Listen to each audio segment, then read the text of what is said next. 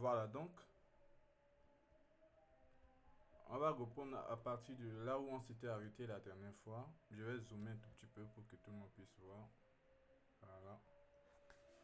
Donc, la dernière fois quand on s'était vu, on avait introduit un petit peu la notion de la connexion à la base de données en utilisant ce qu'on appelle le JDBC. Et on avait dit que pour pouvoir se connecter à la base, on avait besoin de trois éléments. On avait besoin de l'URL, de la connexion, c'est-à-dire ce qui nous permettait de se connecter à MySQL. On aura besoin de l'utilisateur, user, et on avait besoin également du password.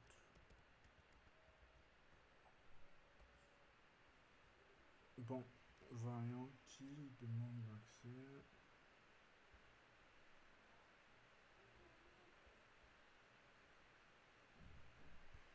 Voilà, donc je reviens ici. On avait dit qu'on avait besoin de ces trois éléments-là pour se connecter à la base de données l'URL, on a user et puis on a le password. Alors donc, sous MySQL, je veux dire sur Windows, vous allez mettre JDBC ici, deux points, MySQL, deux points, et vous mettez localhost. Bon, tout à l'heure, je vais vous mettre en disposition le document là, tout se trouve déjà dedans. Je vais vous mettre le document là tout à l'heure, je vais vous mettre ça sur le Meet ou bien je vais le mettre dans votre... transférer ça au responsable pour que vous ayez ça. Bon, là, non, je vais l'envoyer.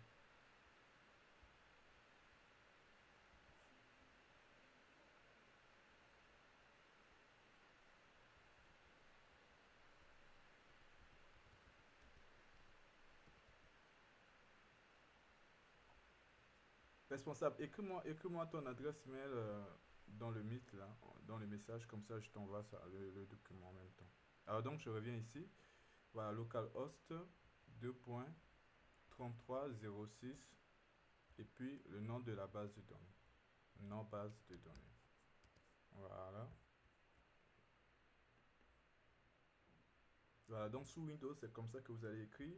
D'habitude, lorsqu'on installe notre XAMPP ou bien MOP, on a l'utilisateur root qui est par défaut. Donc, on aura besoin de ça. Donc, si vous êtes sur MySQL, si vous êtes sur XAMPP, vous allez avoir ces détails-là à préciser. Voilà, donc du coup, on va se connecter au driver de MySQL pour se connecter et on va utiliser le root comme utilisateur de base et par défaut, on n'a pas le mot de passe. Et voilà, ça c'est la première des choses. La deuxième des choses, je vous avais demandé de télécharger ce qu'on appelle le connecteur, le connecteur, le connecteur de MySQL. Alors je viens ici, voilà, MySQL Connector. Ça, je vous avais demandé de télécharger. Et donc celui-là, ce genre, on aura besoin de ça pour pouvoir avoir accès à tout ce qui est connexion à la base de données. Voilà, donc ici, pour pouvoir l'intégrer à notre projet, avant d'utiliser ce qu'on appelle des classes qui sont là-bas, qui nous serviront tout simplement de driver, on va cliquer sur le projet.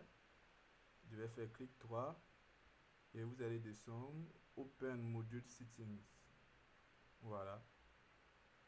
Et là, au niveau de librairie, vous allez ajouter de librairie. Donc, je fais juste plus, new, et voilà. Je vais chercher tout simplement le fichier jar. C'est donc téléchargement. Vous cliquez et vous sélectionnez bien le fichier .jar là. Et vous l'ajoutez au projet. Voilà. Là, vous voyez que ici, il a bien sélectionné le fichier MySQL Connector J qui, voilà, qui se trouve là. Donc, Apply. Et puis, OK. Voilà. Une fois qu'on a fait ça, on a intégré le jar de notre MySQL Connector à notre projet. On aura en disposition quelques classes de base. Ici, si je reviens sur le fichier, on aura ces classes-là, ou du moins ces interfaces qui sont des classes. on aura un driver manager, on aura un objet connexion, statement, prepare statement, result set, SQL exception. Ça, ce sera ce qu'on appelle des classes de base que nous, on va utiliser pour pouvoir interagir tout simplement avec ce qu'on appelle notre base de données. Alors donc ici, comme base de données, on va créer une base de données qu'on va appeler intro JDBC. Voilà. Maintenant, donc, si vous êtes sur MySQL, vous êtes sur Windows et que vous installez, donc, utilisez ce port 3306 et voilà pour pouvoir y accéder. Maintenant, comme moi je suis sur Mac et j'ai installé MAMP, le port par défaut ça va être 8089. Donc, pour vous, je vais faire d'abord commande Z. Je vais mettre ça en commentaire juste en haut. Voilà. Maintenant, pour moi ici, c'est 88, 89. Et puis par défaut, j'ai un utilisateur qui a un mot de passe root. Mais vous n'avez pas un mot de passe root. Voilà, donc ça c'est la première des choses. Maintenant, il faudrait qu'on puisse créer la base de données. Donc, je vais aller créer cette base qui s'appelle intro JDBC. Commande C.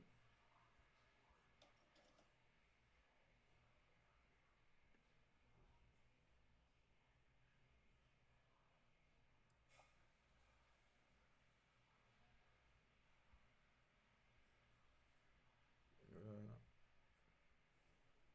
Je crée cette base de données. Voilà, intro JDBC, je viens de la créer. Et on peut créer par exemple ici une table. On va l'appeler étudiant par exemple. Voilà. Avec trois champs. Créer, ID. On va dire matricule. Bon, matricule. On va dire que ID c'est le matricule. On va dire nom. Nom, E. Nom. Et puis on va mettre niveau. Voilà, donc ici, non, on va mettre varchar 20, ac 20 ici. On va dire que l'ID est en auto-incrément. Voilà. Et je valide. Donc ici, je viens de créer une table ici dans la base de données intro JDBC. La table s'appelle étudiant. Maintenant, revenons ici. Donc, moi, de mon côté, je mets 88, 89. Donc, j'ai les trois informations, l'URL, user et passe, mot de passe. Pour pouvoir maintenant ouvrir la connexion, il faut savoir que l'ouverture de la connexion peut générer ce qu'on appelle une exception. Donc, on peut utiliser ce qu'on appelle un try catch. On va le faire d'une manière simple d'abord. Et on aura besoin d'une variable qui s'appelle connexion, qui s'écrira comme ça. Cette connexion là, c'est cette connexion dont je parlais ici au niveau du fichier là.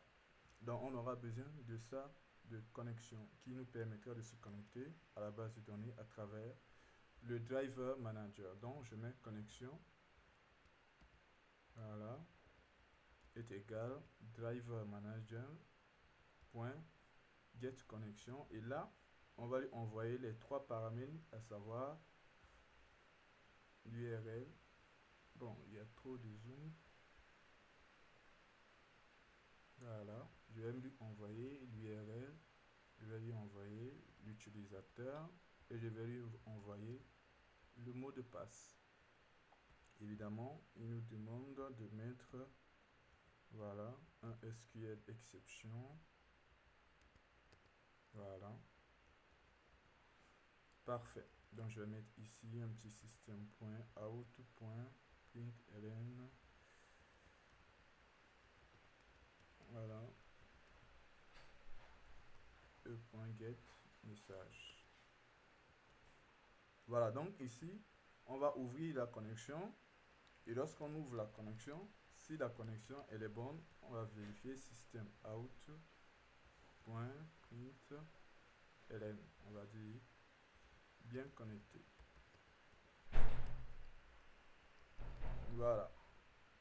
Et ici, ce qu'on peut faire, c'est quoi? Si la connexion a été bien établie, on peut fermer.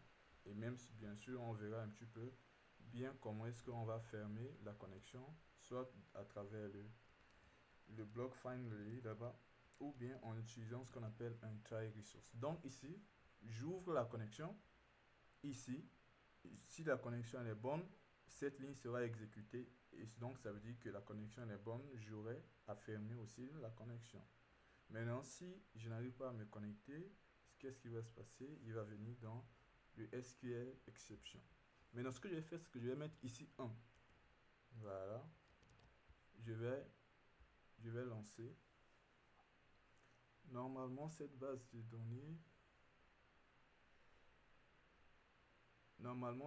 données, n'existe pas. Voilà, donc ici, il dit qu'il y a une erreur par rapport à cette base de données. Donc, ici, je vais enlever le 1 là. Si j'essaie de me connecter à nouveau,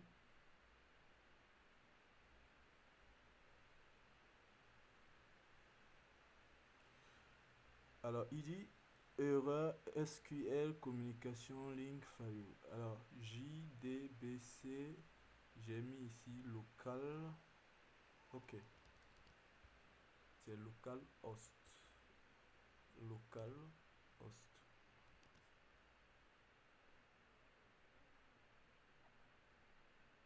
Et voilà, donc ici, si on arrive bien à se connecter, ce qui se passe, c'est que on voit bien le message là, bien connecté, qui se trouve où exactement ici. Donc ça sera notre base, notre début. Avant de pouvoir continuer, il faudrait qu'on puisse comprendre comment est-ce qu'on pourra ouvrir la connexion. Et une fois qu'on ouvre la connexion, on pourra évidemment faire les requêtes, tout ce qu'on veut récupérer, ajouter, modifier, tout ce qui est opération CRUD. Donc ces trois éléments seront tout simplement très importants pour vous. Jusque-là, c'est bon.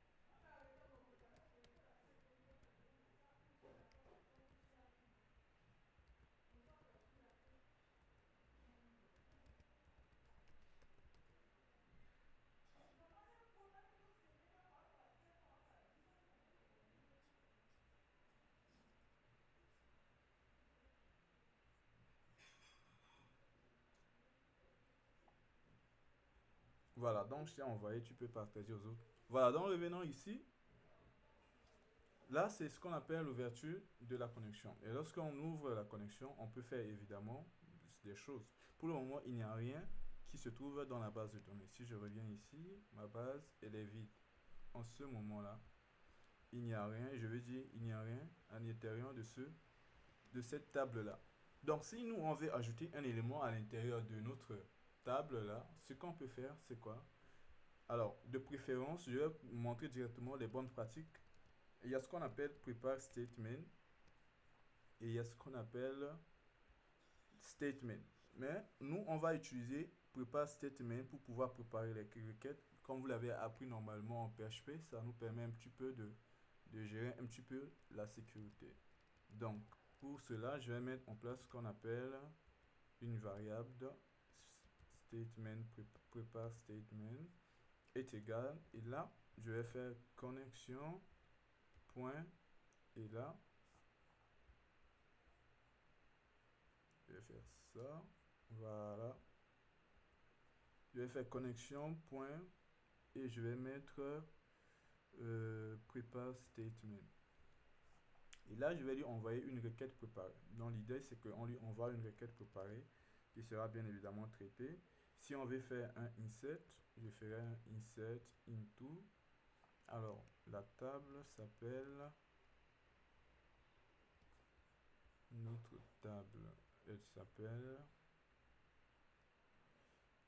Alors, il y a un souci. Je vais changer juste quelque chose. Hmm,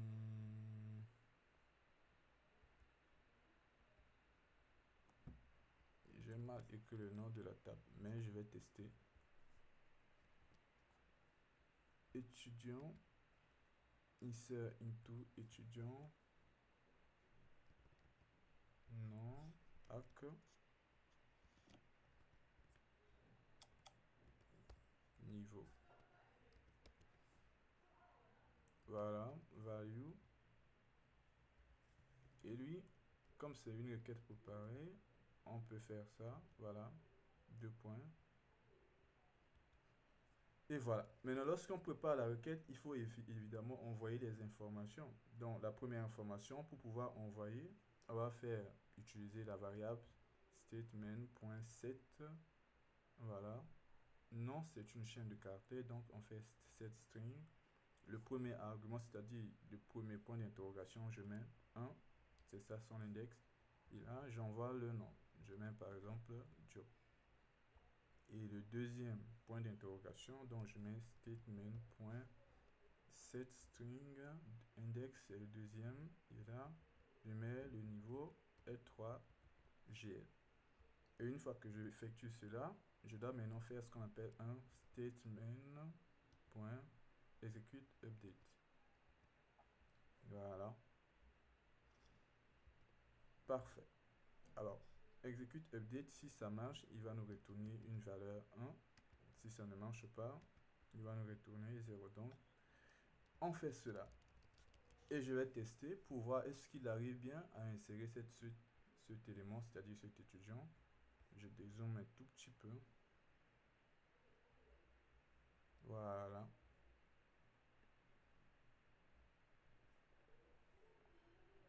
Alors, voyons voir est-ce que l'information a été ajoutée dans la base de données. Si j'actualise ici, on voit bien que l'élément a été ajouté ici dans la base de données job L3GL. Alors donc le principe il est simple. Donc au lieu de parler directement du statement, on va parler de prepare statement qui est beaucoup plus ce qui est recommandé pour la bonne pratique. Ça nous permet de bien préparer la requête, surtout dans la mesure où on veut fournir une information en paramètre de la requête. C'est-à-dire si on veut récupérer quelque chose en fonction d'un critère, ou est-ce qu'on veut modifier, on veut supprimer, etc. Donc, on aura besoin d'utiliser ce qu'on appelle prepare statement. Il n'y a qu'une seule manière, ou du moins, il y a une seule chose qu'on peut éviter, ou du moins, dans un seul cas, on peut utiliser ce qu'on appelle un statement. Et le cas le plus récurrent, c'est tout simplement le fait de faire un select all. Lorsque vous faites un select all, vous n'avez pas besoin de préparer la requête. Pourquoi? Parce que vous n'allez pas fournir un argument. Donc, tout ce que vous allez utiliser qui va vous demander d'envoyer une information, quelque chose comme ça, vous avez besoin d'utiliser ce qu'on appelle un prepare statement, tout simplement pour garantir la sécurité. Donc voici les étapes pour la connexion à la base de données. On a besoin de ces trois paramètres. On a besoin d'ouvrir la connexion avec T. Comment récupérer la connexion à travers le driver manager. Tous ces classes-là nous viennent de ce qu'on appelle la librairie connector qu'on a ajouté au projet. Et ensuite, l'objet prepare statement qui va gérer ce qu'on appelle nos requêtes. Et ici, on peut faire sur cet objet un execute update pour que la requête qu'on a fait soit tout simplement exécutée. Voilà, donc c'est comme ça que ça fonctionne au niveau du GDBC. Jusque là, c'est bon. Si c'est bon, on va aller créer une classe user ou bien étudiant du moins dans laquelle on va essayer de gérer un petit peu certaines choses. Jusque là, est-ce que c'est bon pour tout le monde?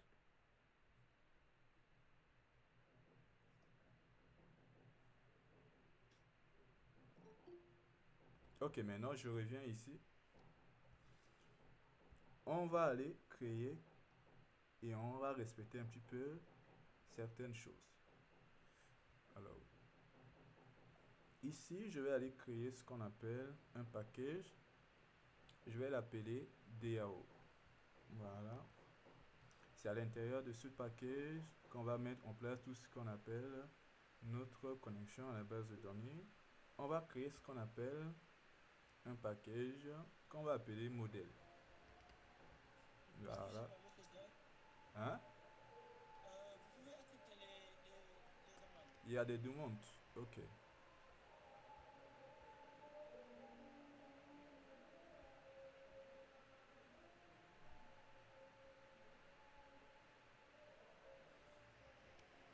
Voilà, donc je disais que je vais créer ce qu'on appelle, j'ai créé deux packages ici, DAO et puis modèle.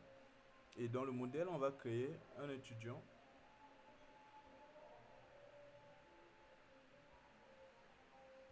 une classe étudiant, voilà. Et on pourra mettre en place ses attributs, int, id.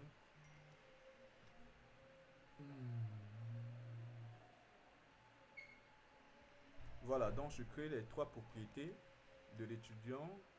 Ça correspond à ces attributs qui se trouvent là. ID, nom et puis niveau.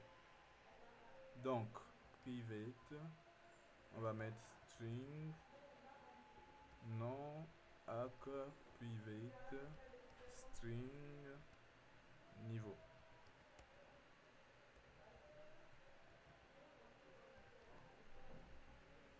Voilà.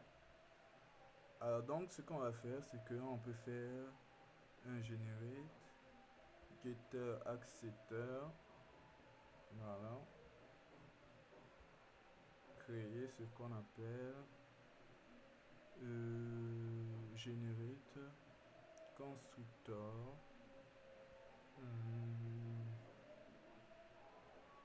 Constructor, on va mettre à tous les attributs et le constructeur sans argument. Mettons ça. Voilà. Parfait. Donc on aura besoin de celui-là. Et ensuite, dans le DAO, on pourra créer ce qu'on appelle une classe qui pourra gérer l'accès à la base de données. Comme ça, on n'aura pas à écrire directement les choses dans le main. Donc, on peut mettre DB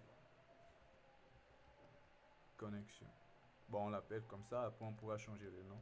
Donc, je mets ici DB connexion. Et c'est dans DB connexion que je vais mettre ce qui se trouve là. Alors, pour cela, qu'est-ce que je fais? Je vais juste sélectionner ces trois éléments. Voilà. Commande X. Je vais venir ici les déclarer comme des attributs. Je peux les mettre en mode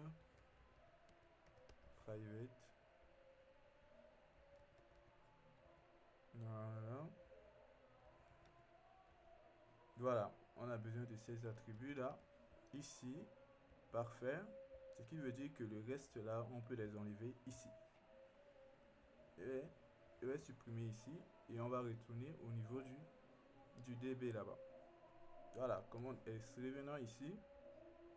Donc, on aura besoin de ces trois éléments comme je l'avais dit tout à l'heure. Et on peut créer ce qu'on appelle des méthodes comme par exemple public void add étudiant. Comme ça. Si on veut ajouter un étudiant, on peut lui envoyer un étudiant E. Et cet étudiant doit être ajouté. Je zoome un tout petit peu. Voilà. Donc, qu'est-ce que j'ai fait? J'ai juste pris. Voilà. J'ai juste pris les trois propriétés qui se trouvaient là-bas, l'URL, bien sûr, user, et puis le mot de passe. Je les ai déplacés, je les ai amenés dans la classe DB Connection. En sorte que dans le main, je n'ai plus à écrire tout ce code-là. Et puis j'ai une classe étudiant, bien sûr, qui a ses attributs ID, nom, niveau, et les getters et les setters. Donc, les accesseurs sont déjà définis, mutateurs également, venant ici au niveau de base de données. Donc, cette classe pourra gérer tout ce qui est ajout. Et pour ajouter, qu'est-ce qu'on fait? On aura besoin d'ouvrir la connexion, ajouter les éléments, etc., etc. Donc, on reprend la même chose qu'on a fait tout à l'heure dans le main. Ça veut dire qu'ici, on aura besoin de mettre un try, catch, et puis on va mettre connexion. Voilà. Connexion est égale driver manager. .get connexion, l'URL, ensuite l'utilisateur, ensuite le pass. Donc ça, c'est la première des choses. On met l'exception, voilà. Et ici, on va utiliser SQL exception.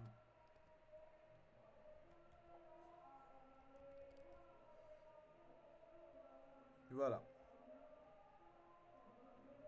Et là, on peut faire un petit system.out.println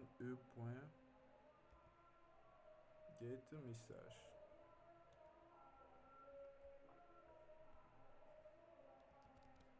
Alors là, on dirait qu'il y a une erreur. Variable e is already defined in the scope. Ok, c'est vrai. Donc, ici, je vais mettre ET.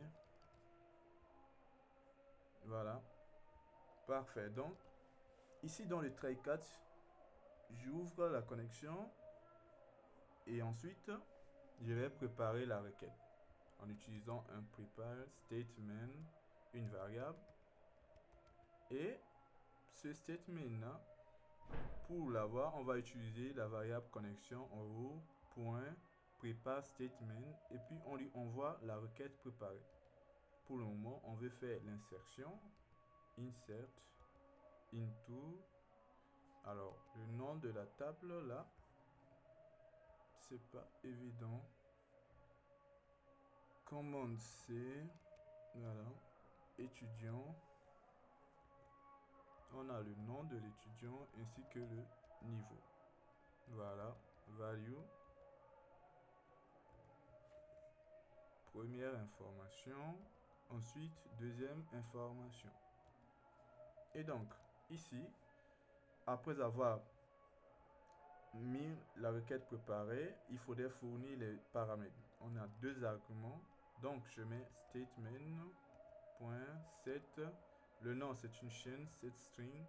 Premier point d'interrogation, index 1. La valeur, donc on va mettre bas. Et ensuite, statement. Deuxième argument niveau, c'est une chaîne, set string. Index, c'est le deuxième. La valeur, on va mettre L2G. Voilà. Et ensuite, on exécute la requête. Donc, je peux mettre ici statement.execute update. Parfait. Voilà, donc ça, c'est notre classe étudiant. Donc, ça nous permet, add étudiant, ça nous permettra tout simplement d'ajouter un étudiant. Alors, ici, on peut mettre en place aussi une autre méthode. Comme on peut ajouter, au lieu de revenir voir l'information là-bas, on pourra ajouter ce qu'on appelle une liste, l'affichage. Une méthode qui permet d'afficher tous les étudiants. Mais on peut tester d'abord celui-là pour être sûr que ça marche. Donc ici, on va créer un étudiant.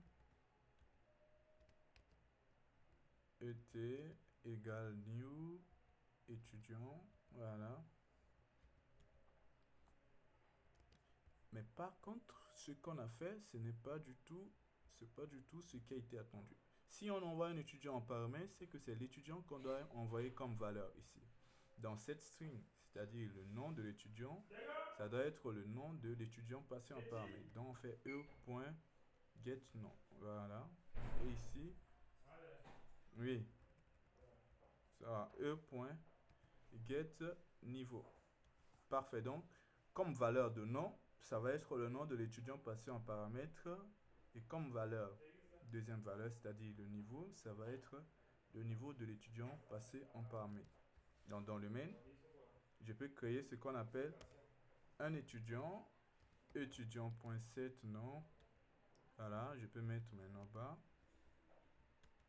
et.setNiveau. Là, je peux mettre L2GL. Voilà.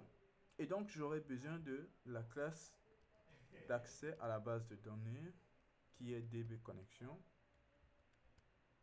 DB est égal new. Voilà. DB Connexion. Donc, à chaque fois que je crée un étudiant, pour l'ajouter à la base, je mets juste db.add étudiant et je lui envoie un ET. Et là, je saurai que l'étudiant sera ajouté. Donc, db connexion et ensuite db.add étudiant qui ajoute l'étudiant. Voilà, donc je vais tester ça. Voyons d'abord ici notre base de données. On n'a qu'un seul élément, à savoir job. Et je vais tester le deuxième. Voilà. Il y a probablement, en tout cas ici, il n'y a pas d'erreur SQL. Je vais actualiser pour voir. Et on arrive bien à ajouter le deuxième étudiant, à savoir BAGL. Voilà, donc on peut voir que ici, notre fonction d'ajout marche à perfection. Maintenant, voyons comment est-ce qu'on peut faire pour récupérer maintenant les éléments. Donc, on peut créer ici une méthode publique. On va l'appeler void. Sinon, on aurait pu créer une liste d'étudiants. En faisant comme ça, public liste étudiants. Mais on va aller petit à petit. Faisons d'abord public void. On va dire get all étudiants. Voilà. Voilà. Donc on a une fonction comme ça, get all. Après on va changer le type de retour, construire une liste d'étudiants. Donc ici, le principe ne change pas. Cependant, contrairement à ça, ce qu'on a fait ici, c'est bon jusque-là, mais seulement lorsqu'on ouvre la connexion, il ne faut pas qu'on oublie de fermer la connexion. Et ici, si on ouvre la connexion, etc., comme ça, si tout marche bien, on doit fermer la connexion manuellement. Pour fermer la connexion, que ce soit connexion, pas statement, etc., il faut mettre le nom de votre variable comme ça, point close, pour fermer, etc., etc. Maintenant, pour éviter de mettre toutes ces choses-là, on va utiliser ce qu'on appelle un try resource. Bon, c'est simple. Ça veut dire que try resource, c'est quoi? C'est quelque chose qui va permettre de gérer l'ouverture et la fermeture de la connexion d'une manière automatique. Ce n'est pas comme ce try simple-là. Ça, c'est que comme try, mais voici un petit peu la différence. Ici, on va mettre try.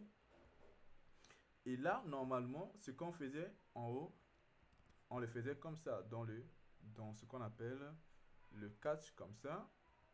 Voilà. On mettait ça comme ça. Et maintenant, ici, on mettait catch SQL exception E. Voilà. Et on mettait ça comme ça. Voici ce que nous, on a fait. On a fait tout à l'heure. On va mettre erreur, point get message.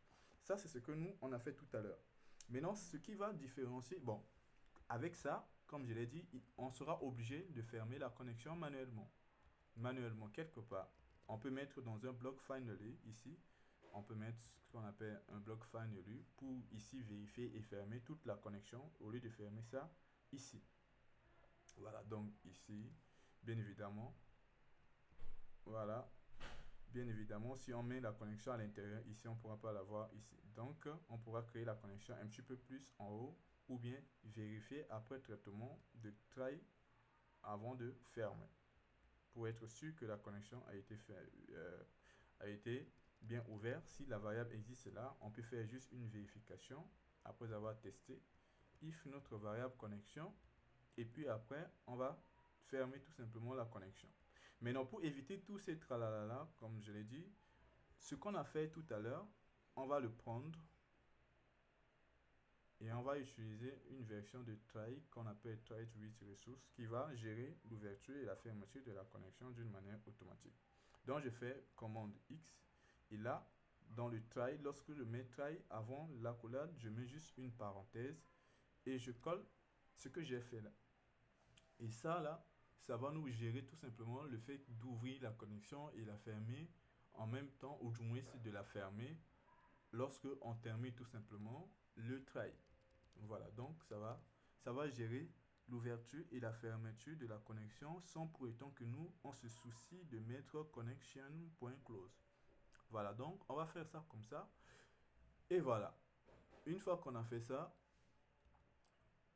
puisque normalement, si on fait un prepare statement, on aura aussi à faire ça. Donc, il faudra faire tout simplement à ce niveau-là. Et donc, je disais tout à l'heure qu'on avait prepare statement, mais qu'on avait ce qu'on appelle un statement simple aussi.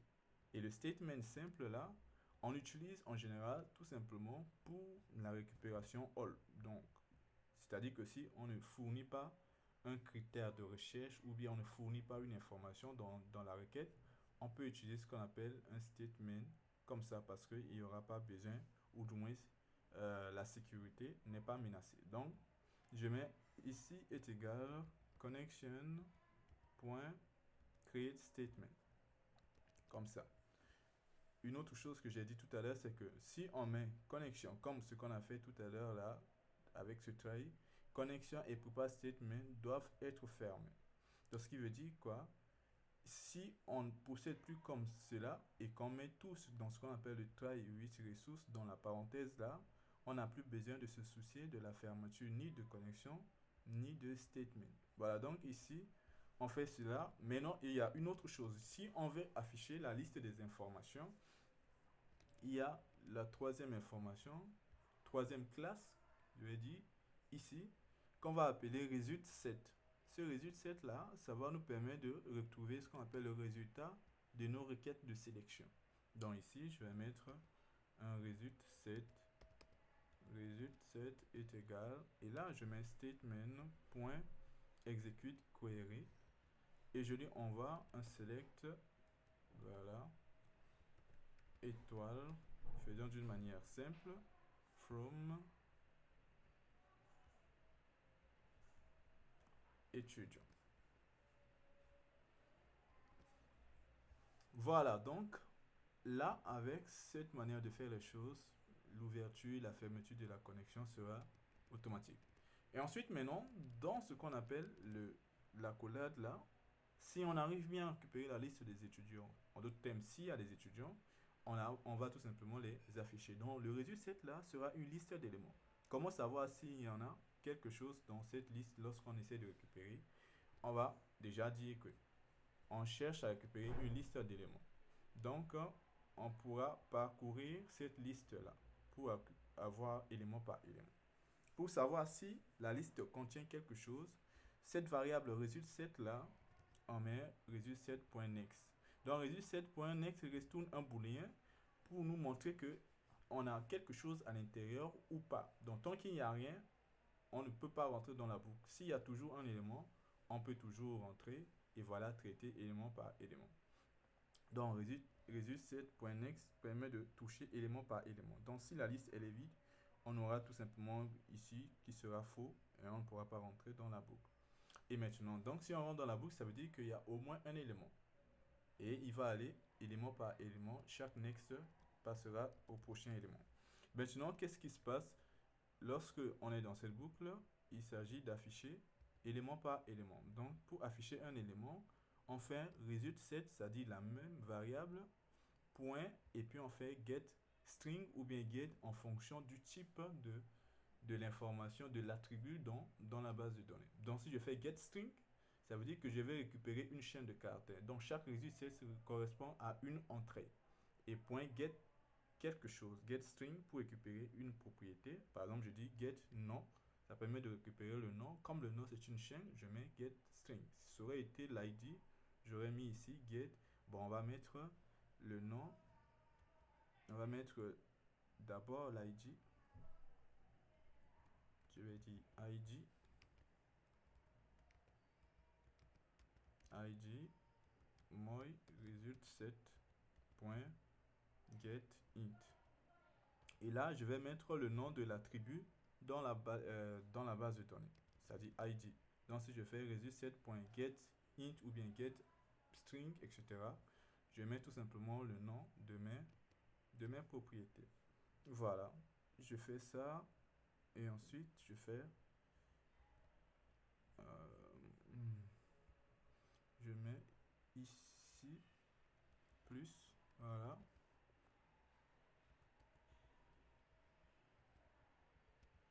Non.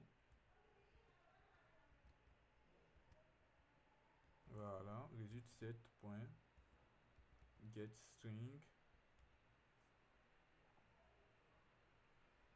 là, ça va être non. Et enfin,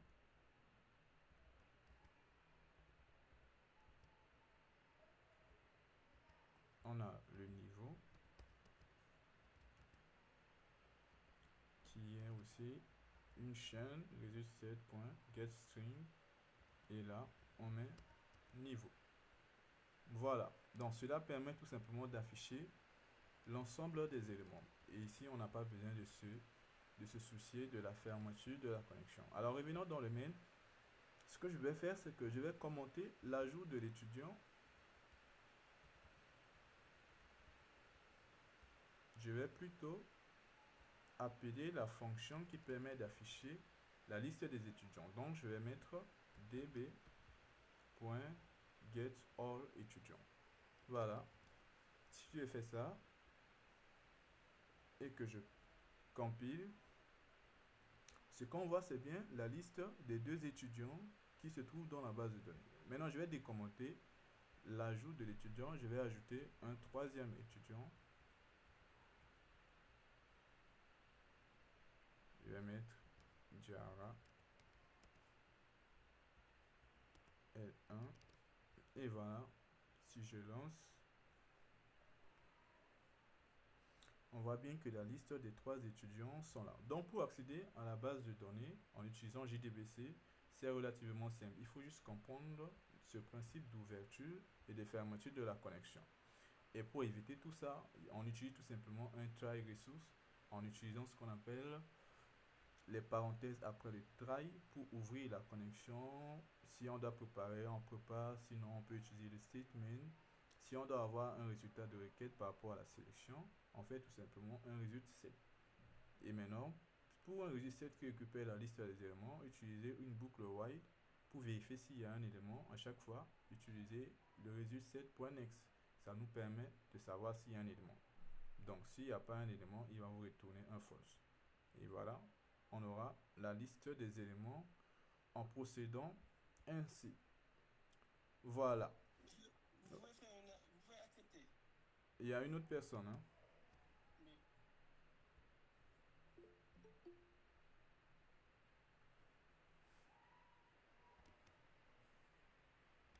Voilà. Bon, j'espère que vous arrivez à voir vraiment mon écran là-bas.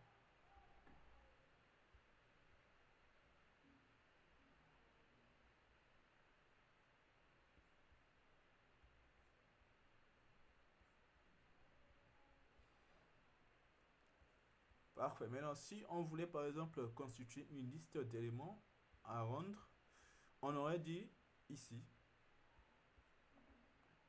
on aurait dit, voilà, liste étudiants. Si la fonction doit retourner une liste d'étudiants, normalement un getAll, c'est une fonction qui doit retourner une liste d'éléments.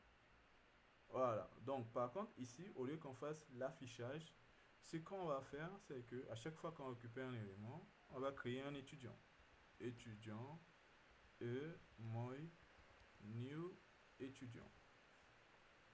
Alors il y a étudiant avec argument, donc ici on peut faire result set.getInt id. Ensuite un result set.getString, c'est-à-dire le nom. Et le 3e paramètre, c'est un result set.getString, c'est-à-dire le niveau. Comme ça. Si ça c'est trop compliqué, on va faire d'une manière simple. Je vais effacer ça parce que là on ne pourra pas le voir correctement. On va utiliser le constructeur sans argument.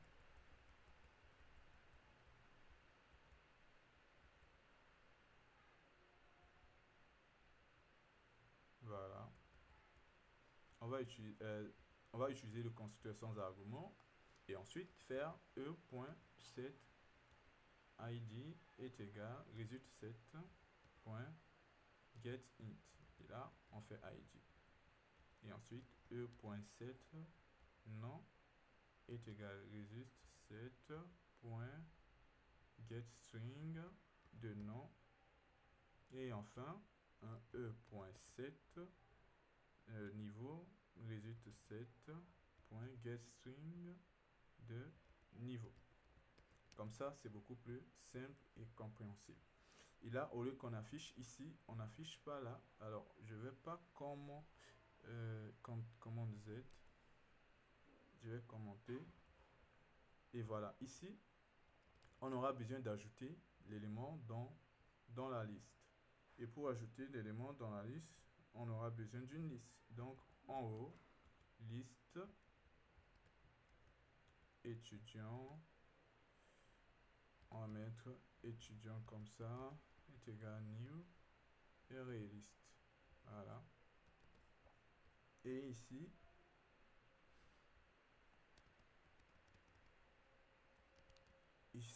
à chaque fois, on va ajouter l'élément dans la liste. Liste.add.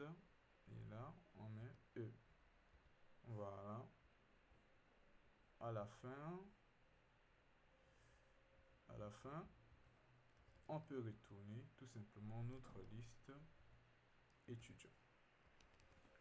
Donc, je dézoome un tout petit peu pour qu'on puisse voir.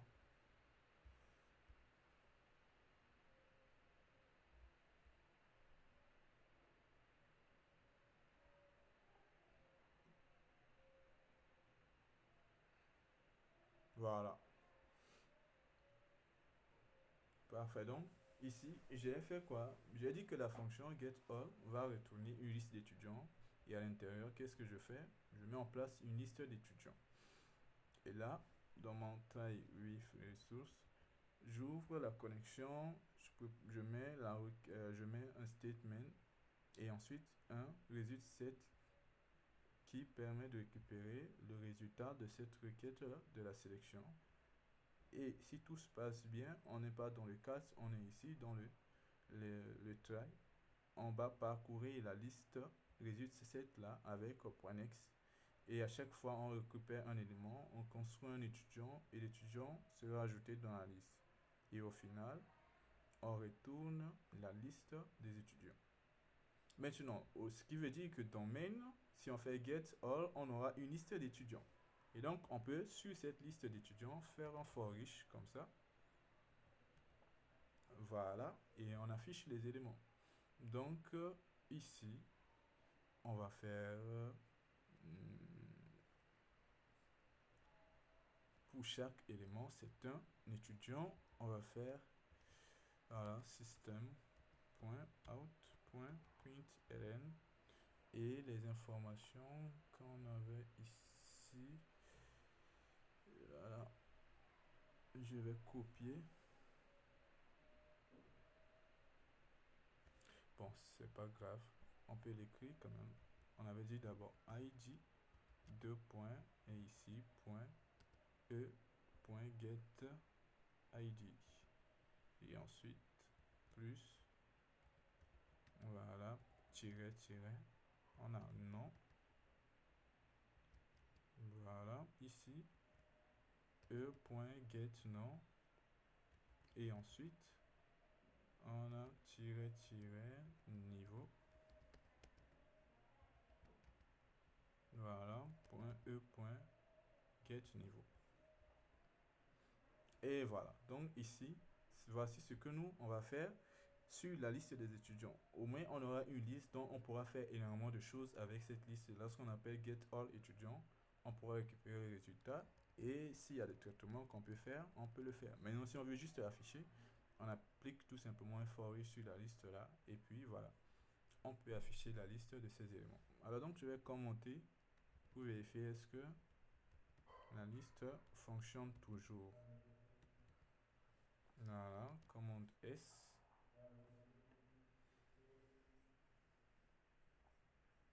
Alors, niveau, la colonne niveau n'existe pas. Ici, c'est niveau comme ça. Ok. Maintenant, parfait. Donc, on arrive bien à afficher tous ces éléments-là. Parfait. Ok, ceci étant dit, dans ce qu'on appelle l'opération, les opérations que vous avez l'habitude de voir, c'est-à-dire comment est-ce qu'on peut ajouter, on a vu, comment est-ce qu'on peut afficher toutes les informations, on a vu. Maintenant, voyons comment est-ce qu'on peut supprimer un élément. Alors, pour supprimer un élément, le même principe. Euh, voilà, ici, je vais faire ça comme ça, voilà. Je vais faire ça, voilà, je me mets ici. On va créer ce qu'on appelle une autre fonction. On peut mettre void. Et ici, on va mettre delete étudiant. On peut lui envoyer si à cette fonction-là, l'ID de l'étudiant a supprimé. Parfait. Qu'est-ce qu'on fait en utilisant un try resource? Voilà, connexion est égal driver manager.get connexion. On aura besoin de l'URL de user arc pass.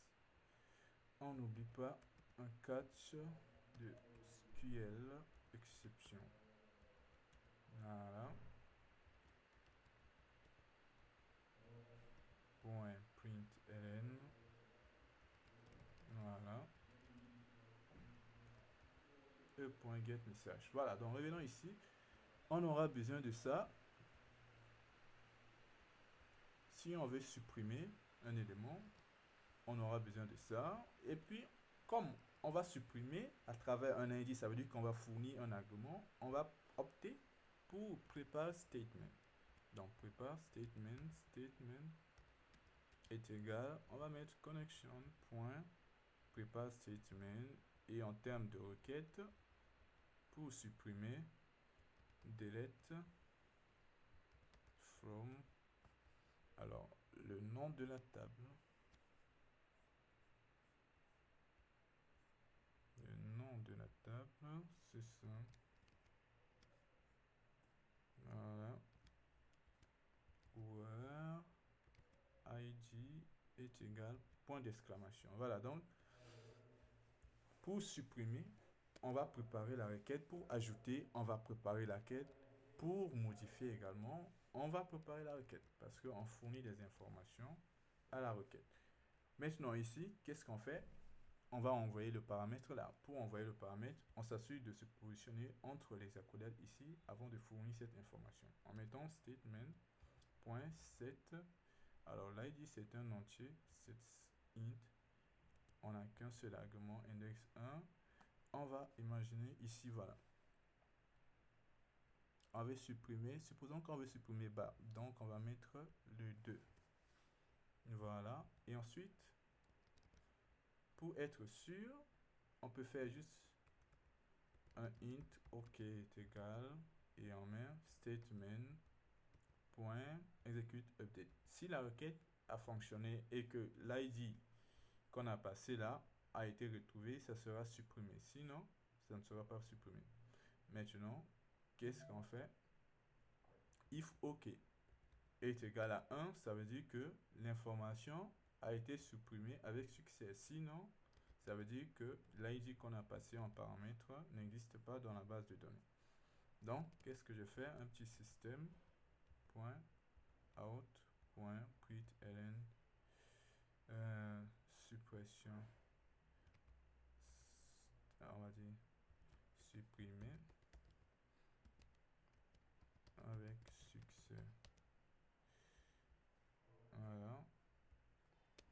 Et ici, système.out.println étudiant non trouvé. Ou du moins, l'étudiant n'existe pas. Voilà, donc, ici, le plus important, c'est jusqu'à ce niveau-là. Donc, lorsque on veut supprimer, on va préparer la requête, on écrit bien la requête, et ensuite, on va envoyer le paramètre ici, c'est-à-dire ici l'ID de l'utilisateur, l'étudiant qu'on veut supprimer, et ensuite, execute update, comme on avait fait pour l'ajout. On va faire comme ça, et même pour la modification, on fera toujours execute update.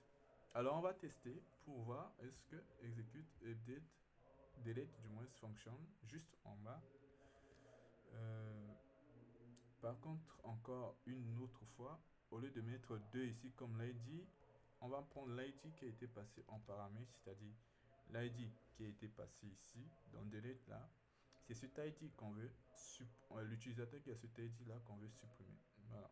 Ce qui nous permet de dire quoi, ici au niveau de main, db.delete étudiant 2. Voilà, donc j'appelle juste delete avant de faire juste le for each. Et puis voyons voir ce qui va afficher comme résultat ici. Alors, je compile.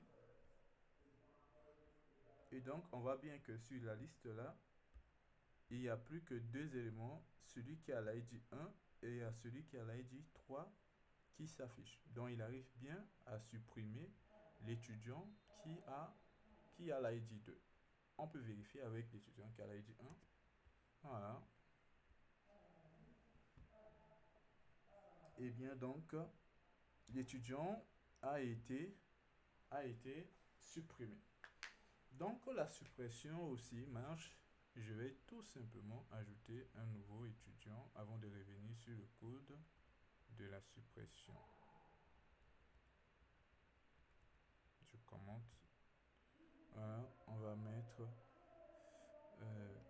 job. Voilà. On va ajouter un deuxième étudiant.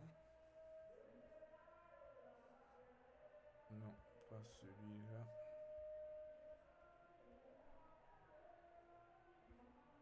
Voilà, donc revenons ici. Donc pour supprimer l'étudiant, c'est le même principe. En réalité, pour le JDBC, c'est pas vraiment des choses très compliquées à faire. Il suffit juste de savoir les classes de base que nous on doit utiliser, à savoir connexion, popa statement, result state, result set et puis SQL exception, SQL exception qui se trouve là. Voilà. Ça, ce sont nos classes de base et puis avec le driver manager bien sûr. Ce sont les classes de base que nous on va utiliser pour gérer ce qu'on appelle l'accès à notre base de données. Voilà. Donc, jusque là, normalement, ça va.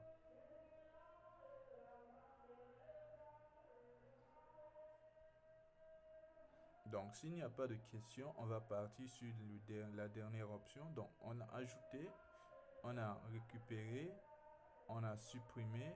Il nous reste à modifier un étudiant. Alors, pour modifier un étudiant, c'est simple. Aussi, c'est le même principe. On va mettre public void. On va mettre update étudiant. On lui envoie l'étudiant.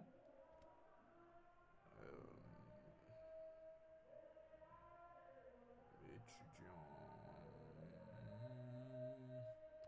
On met E. Voilà. On met E. Et donc, normalement, pour modifier l'étudiant, on a besoin d'abord de rechercher les étudiants si ça existe à travers son ID, quelque chose du genre, etc. Bon.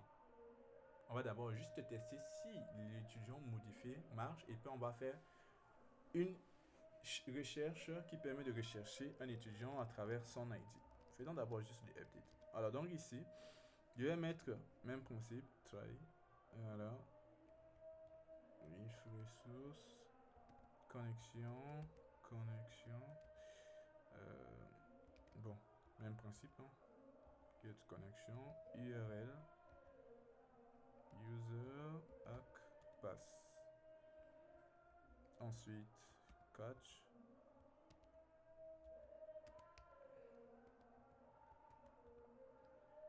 Et voilà.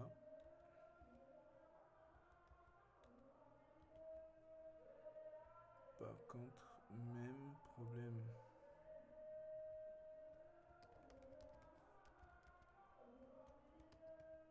Get message. Ok, voilà. Donc, ici, lorsque vous utilisez ce qu'on appelle ce try with resource là, si vous voulez mettre 2 ou bien 3 choses ici dans la parenthèse, comme lorsque je mets connexion, statement, je mets point virgule avant de mettre la nouvelle chose. Alors donc ici, ce qu'on veut faire, c'est un update. Donc on va préparer la requête. Statement connexion point prepare statement. Alors qu'est-ce qu'on fait? Update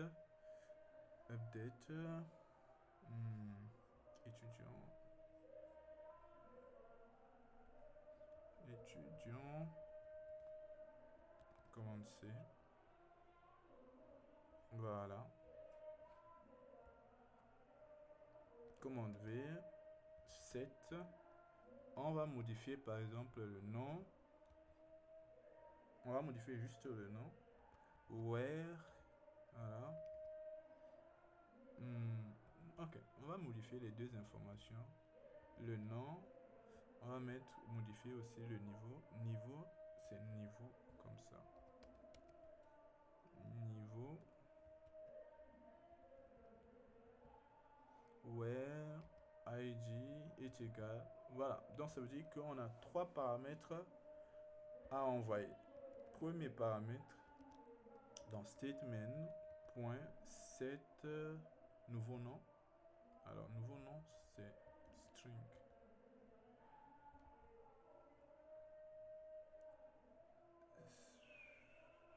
On a oublié l'index, voilà. Alors ici on veut modifier Diarra par Sadio. Voilà. Statement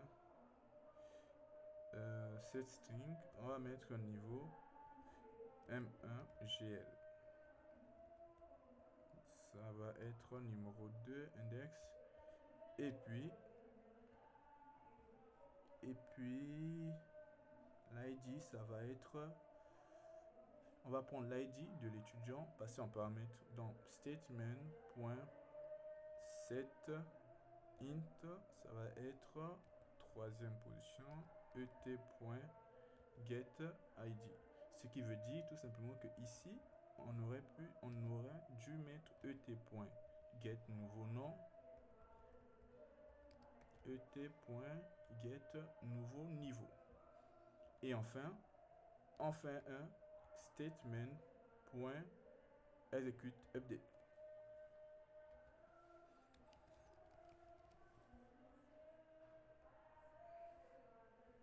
Voilà le code de ce qu'on appelle la modification, le update. Donc on fait une modification. Update étudiant, set nom, niveau, ID, et puis on passe les trois arguments et puis on fait le update. Alors dans notre cas ici, on ne va pas ajouter un nouveau étudiant. On va bien sûr créer un étudiant. On va l'appeler Sadio. Normalement, on fera la recherche de l'étudiant. Mais bon, on veut tester juste pour voir est-ce que la modification marche. Dans niveau, on va mettre M1 GL et.setID, même si ce n'est pas du tout normal de faire ça. Mais on avait un étudiant qui a l'ID 3. Donc on fait ça, on va envoyer cet étudiant avec l'ID 3. On suppose qu'on a un étudiant 3 qu'on a recherché, on a récupéré. Et c'est l'étudiant là qu'on veut modifier. Voilà, donc ici, on va mettre un db.update étudiant et on lui envoie T. Voilà. Ce que je vais faire, c'est un petit système d'abord. .out.println avant. Je vais afficher la liste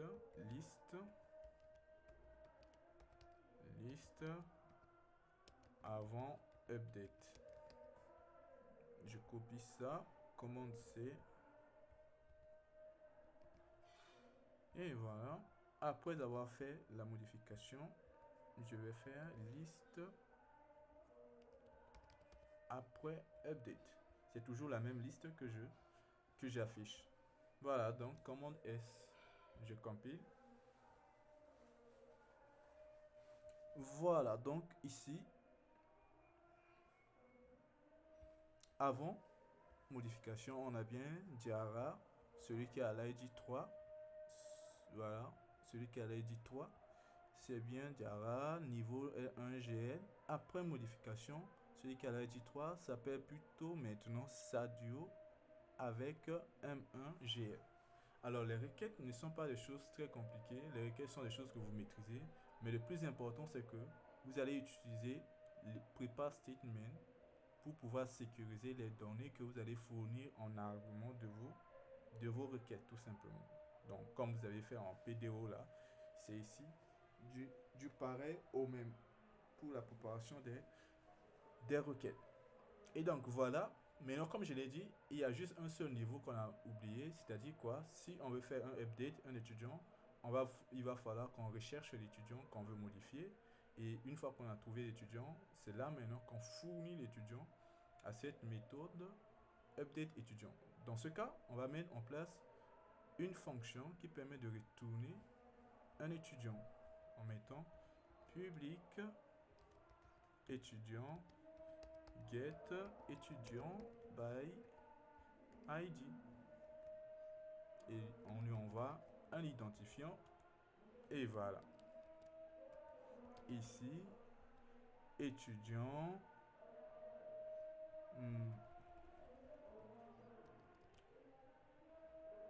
voilà, on va faire ce qu'on appelle un try with resource encore. Ici, je vais mettre return. Voilà. Nul. Maintenant, dans try, ici, je vais mettre connexion. Comme moi drive point get connexion URL user hack pass. Et ici, un catch SQL exception. Et voilà. Donc, ici, si on arrive plus tard à trouver l'étudiant, dans le try, on rend l'étudiant. Voilà, donc ici, comme on veut faire une recherche, ce qu'on va faire, c'est qu'on va préparer la requête. Alors, qu'est-ce que je fais ici? Statement, voilà, on va dire comme ça, connexion, point, prepare statement. Rechercher, select. On va dire juste select étoile from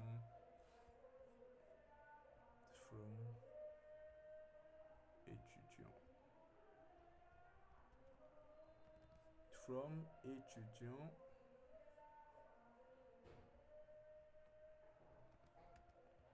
Where ID moi, point d'exclamation. Et voilà. Ici,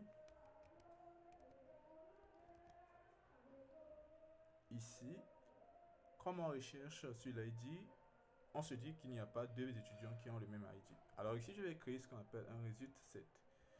Result set,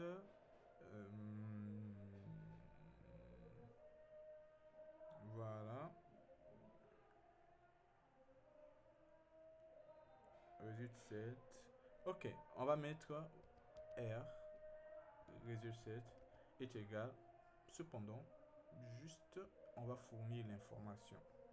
Statement.set. Alors, ID moi int, donc ici 1. Et là, je lui envoie l'ID. Cet ID là, cette fois-ci, il faut bien préciser encore. Cet ID. Dans result set, on va utiliser statement. Point. Et lorsqu'on fait execute query, ça va nous retourner un result set. Voilà. Au lieu qu'on fasse execute update retourne ce qu'on appelle un booléen, tandis que un int booléen quoi. Tandis que ce qu'on appelle execute query va rendre ce qu'on appelle un result set. Parce que lorsqu'on fait cette recherche là, il faut qu'on se souvienne.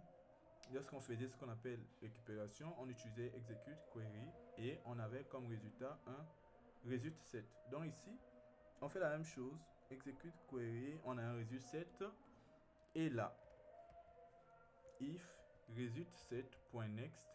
Alors tout à l'heure, on avait fait ce qu'on appelle une boucle parce que le result set là-bas pouvait nous donner une liste d'éléments parce qu'on faisait un sélecteur étoile de tous les étudiants.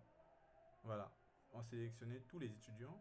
Donc, on faisait avec une boucle while pour parcourir élément par élément. Par contre, ici, on fait tout simplement la recherche d'une seule information. Donc, au lieu de mettre while, on va mettre tout simplement if on a trouvé un élément, alors cet élément-là, on va construire un étudiant. Donc, étudiant est égal résulte set. Voilà. Normalement, fait d'abord new étudiant et ensuite et point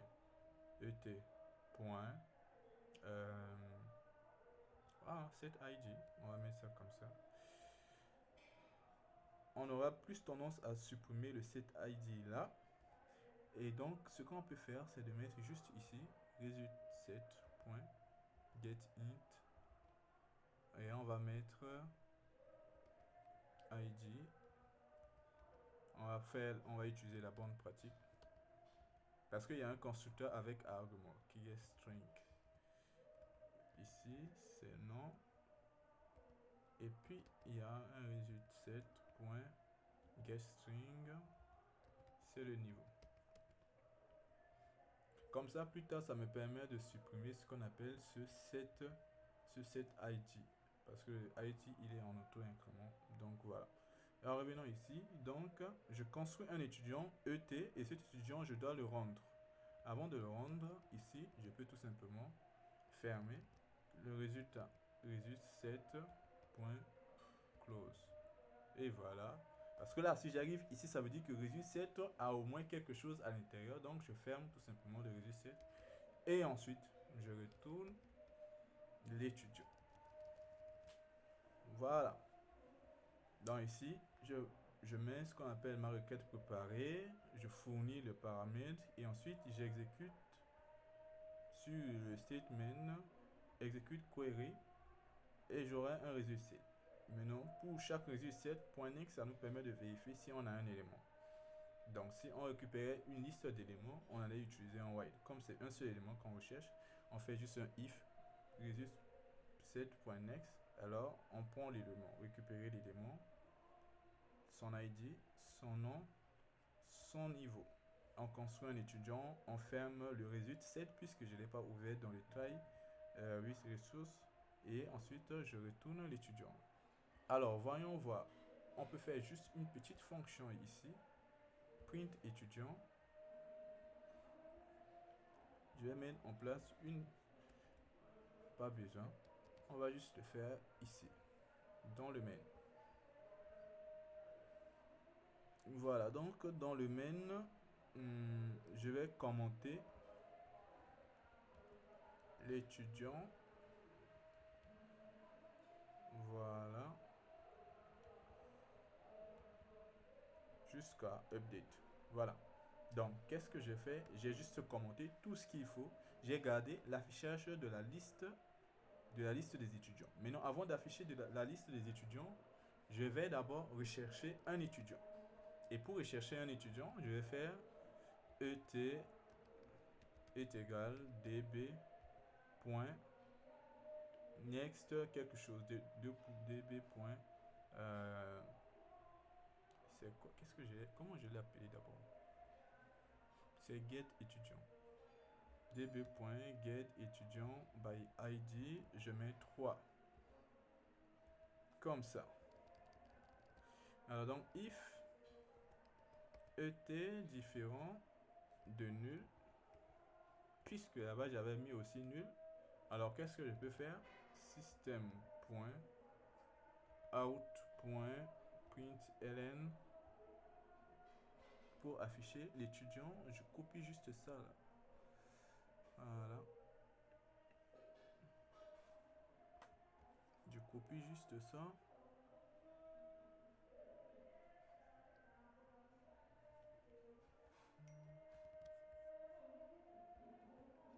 Voilà. Au lieu de E, c'est ET. Au lieu de E, c'est ET. Alors, il y a une parenthèse de plus. Voilà.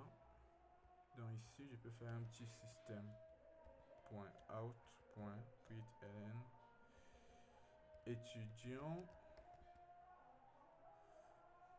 recherché est 2 points. Et voilà, on va tester pour voir est-ce que il arrive à rechercher l'étudiant. Et parfait, donc il arrive bien à rechercher l'étudiant. Maintenant, je vais mettre un petit else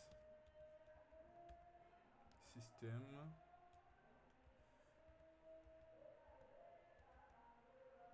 étudiant avec bon, étudiant n'existe pas. Si on n'arrive pas à trouver l'étudiant, l'étudiant n'existe pas. Pour le moment, on a ID 3 et 4. Maintenant, je vais rechercher quelqu'un qui a l'ID 6. Voilà. Alors donc, l'étudiant qui a l'ID 6 n'existe pas. En d'autres termes, pour faire le update doit se faire ici. Une fois qu'on a recherché l'étudiant et qu'on a retrouvé l'étudiant qu'on a retrouvé, c'est lui qu'on va envoyer seulement. Donc ici, ce que j'avais pris ici, qui était le update.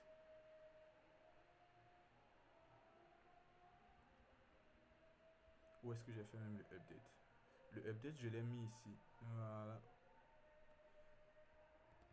Je vais copier juste là. Et voilà. L'étudiant à modifier devait être là. Mais encore une dernière chose, c'est que lorsqu'on recherche l'étudiant, get étudiant by ID, je vais récupérer l'étudiant. Donc si l'étudiant existe, on rentre là. Si l'étudiant n'existe pas, on rentre ici. Maintenant, si on rentre ici, c'est que l'étudiant existe, on demande les nouvelles informations de l'étudiant et ensuite on envoie cet étudiant-là maintenant à update étudiant, ce qui nous permet tout simplement de pouvoir modifier l'étudiant qu'on a retrouvé. Donc voici ces 5 opérations que nous, on peut tout simplement appliquer sur ce qu'on appelle notre base de données. Et ensuite, après, il y a ce qu'on appelle l'autocommit, hein, parce que lorsqu'on utilise Connection Driver Manager, il y a ce qu'on appelle un autocommit, ce qui fait que lorsqu'on exécute des requêtes, automatiquement, ça s'applique sur la base de données. Plus tard, lorsqu'on parlera un petit peu de transactions, il faut comprendre que les transactions, c'est que nous-mêmes, on aura à autoriser les commits pour que les informations soient vraiment ajoutées dans la base de données. Mais ça, c'est quelque chose, une base très solide pour pouvoir comprendre un petit peu comment fonctionne le JDBC et accès à la base de données. Jusque-là, est-ce que c'est bon?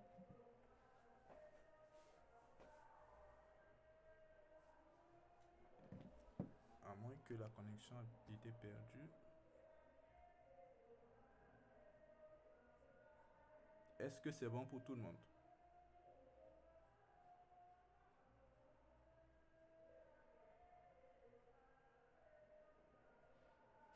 D'accord.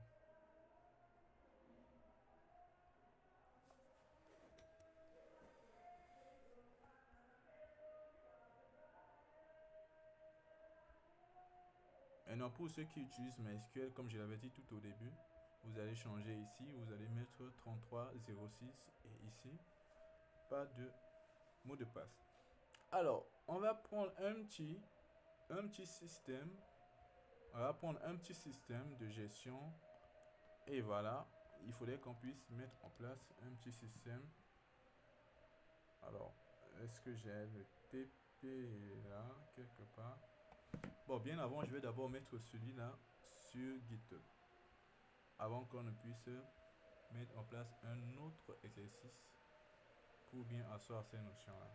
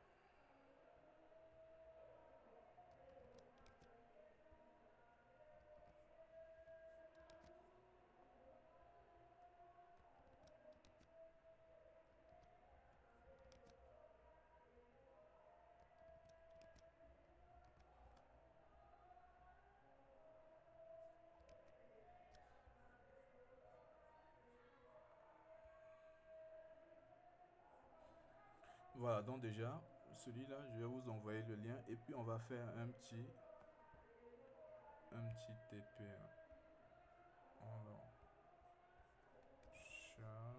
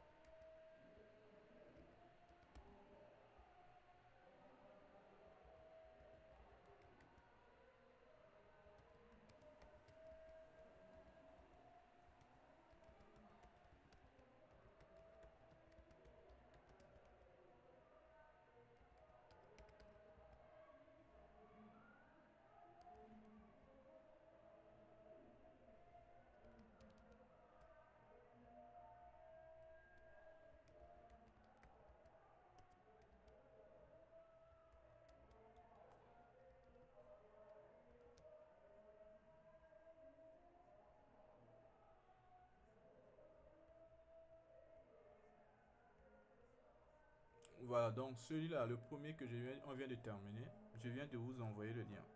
Donc tu peux partager aux autres. Et nous, on va reprendre toutes ces choses-là à nouveau et puis nous organiser un tout petit peu. D'abord jusque-là, est-ce que vous avez des questions?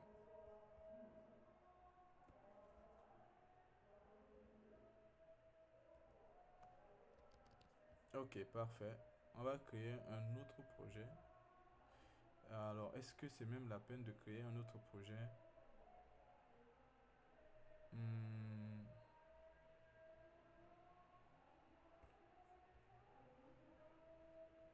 d'accord.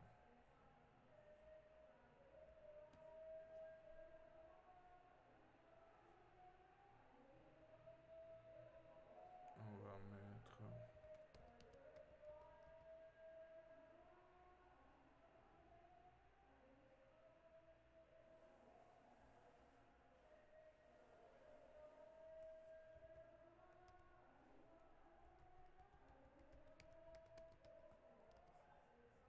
Voilà, on va mettre un projet gestion utilisateur.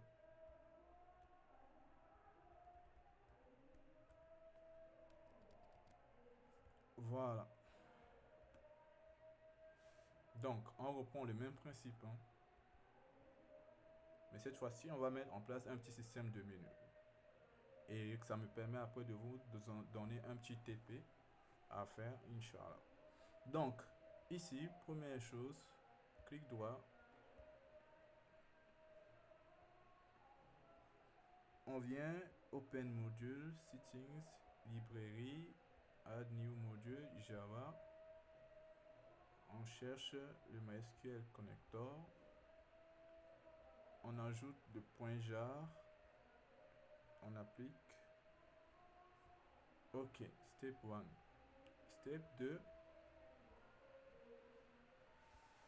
On va mettre en place ce qu'on appelle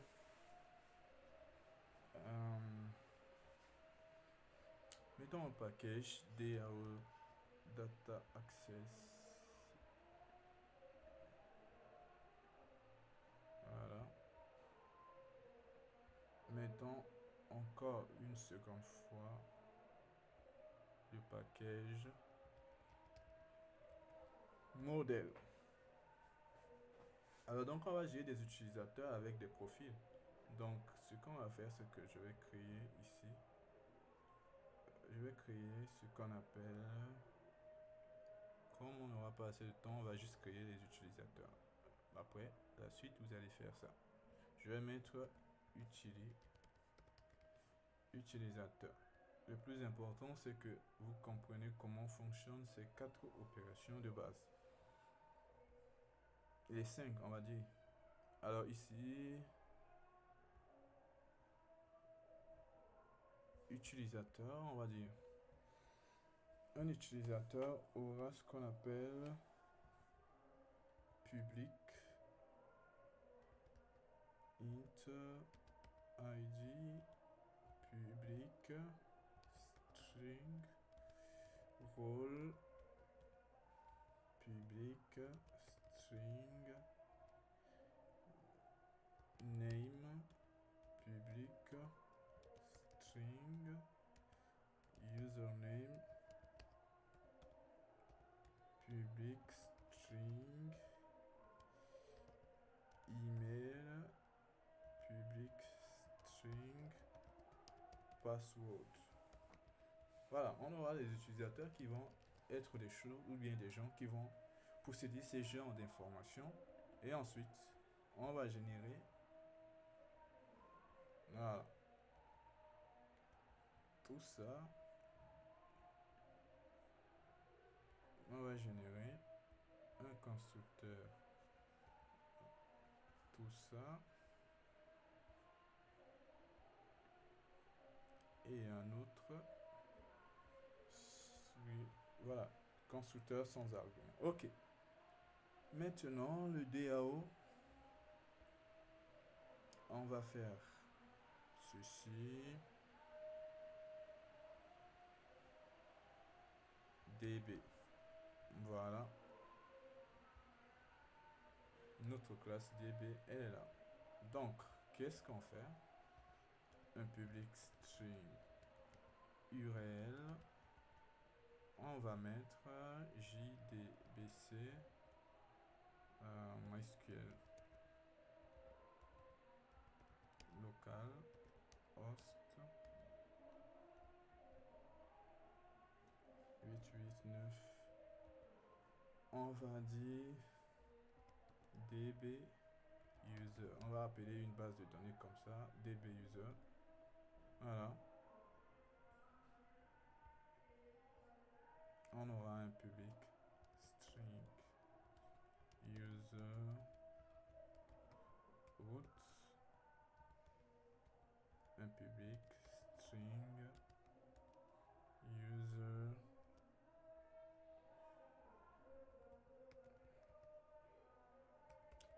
c'est passant. Ok, sauf que un utilisateur aura la possibilité d'ajouter des produits. Donc, je vais créer une classe produit.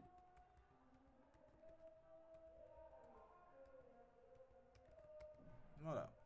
Donc, et celui qui pourra ajouter des produits, on va dire quoi? Celui qui sera admin et celui qui n'est pas admin ne pourra pas ajouter. Par contre, il pourra quand même voir. Pour un produit, on imagine un système simple. Public string. On va mettre libellé. D'abord, oui, libellé. On va mettre l'ID aussi. ID. On aura besoin de public prix. On va mettre un double prix. On peut mettre la quantité ici pour l'instant. On peut mettre la quantité ici. Et également, pardon, public int, afin de savoir qui est-ce qu'il a ajouté. On va mettre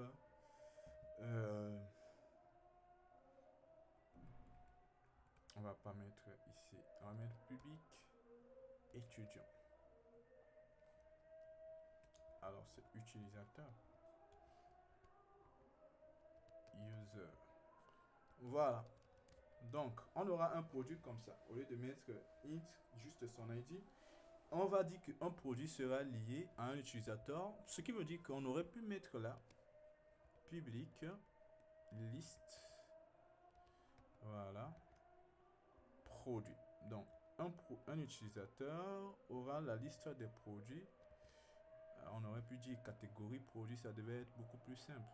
Mais bon, je pense que vous avez compris ce que je voudrais dire par là. Donc ici, produit, comme ça. Et voilà.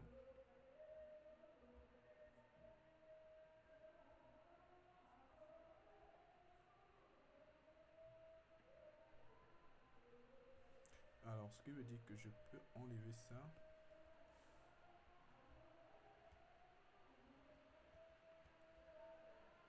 et je vais régénérer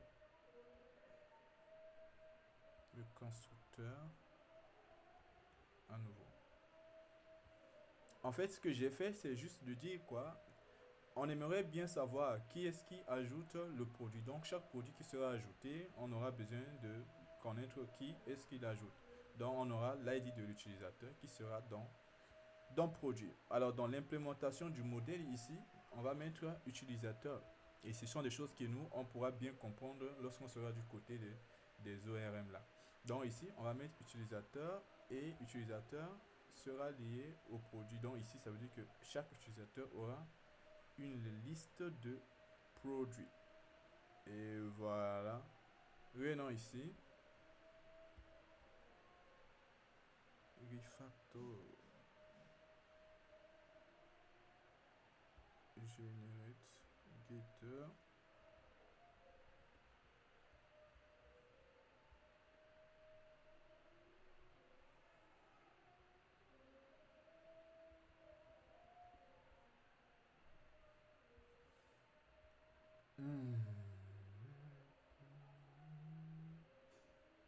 Select.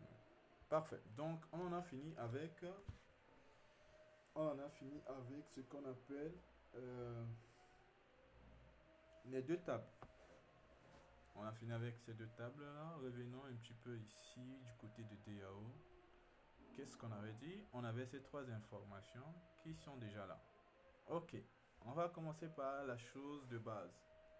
Ok, un produit dépend d'un utilisateur, donc on va commencer par ajouter d'abord un produit et etc. etc. Donc, on peut mettre ici, tout en sachant qu'après on pourra créer ce qu'on appelle des contrôleurs pour produits, contrôleurs pour utilisateurs, pour pouvoir gérer ce qu'on appelle les produits et puis les etc. Mais pour l'instant, on va le faire d'une manière simple. On va tout mettre dans le DB. Au lieu de mettre quelque chose dans le contrôleur là-bas, contrôleur de utilisateur à part et puis contrôleur de produit, on va mettre tout dans DB. Donc je vais mettre, comme ce qu'on avait fait tout à l'heure, hein, un public void et on va commencer par l'utilisateur add user. On a besoin d'un utilisateur U et voilà.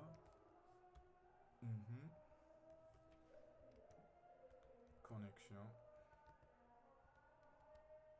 Voilà, connexion driver manager.get connexion URL user ep pass. Voilà, un catch SQL exception. Voilà, système .out println ici get message. Revenons ici, parfait. Donc, comme on veut faire une insertion, voilà, ici, on aura besoin de préparer la requête. Voilà, est égal connection.prepare statement et la requête c'est insert into utilisateur, chose qu'on n'a pas du tout encore créée. Utilisateur. Alors, qu'est-ce qu'un utilisateur a? Role name.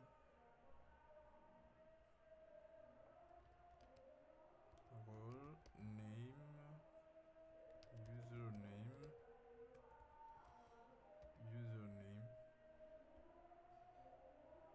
Role name, username, email, password. Email, password. 1, 2, 3, 4, 5. 1, 2, 3, 4, 5. Parfait.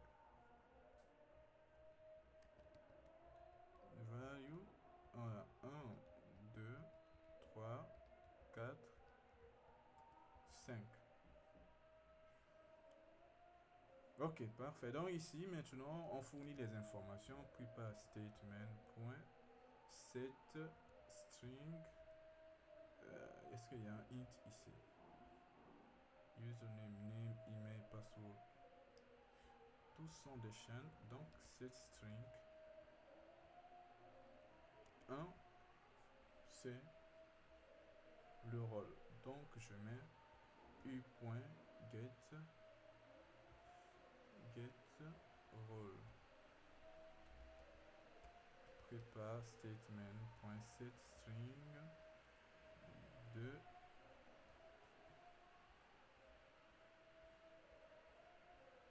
name username. Alors u.getName. Ensuite on a username.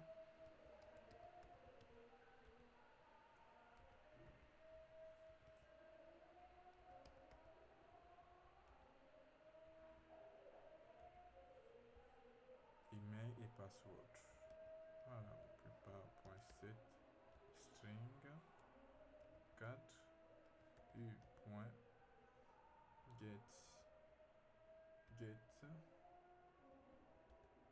email hack prépare.get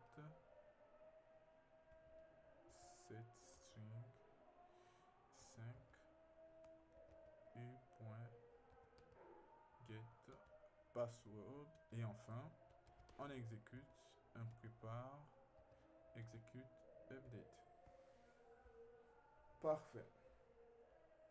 Donc on a add user qui est là comme ça. Bon, je peux faire ceci. Voilà, comme ça on a add user qui est là et on va faire juste une fonction qui nous permet d'afficher la liste des utilisateurs en faisant public void print get. On va faire print all user. Alors pourquoi je mets print all? Parce que si je mets get, je vais retourner la liste des étudiants, des utilisateurs. Donc je mets print pour afficher en même temps à l'intérieur. Voilà.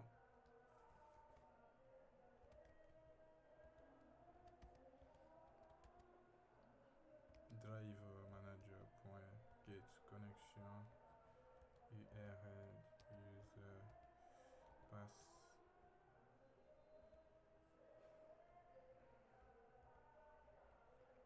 catch SQL exception. Ok, commande C.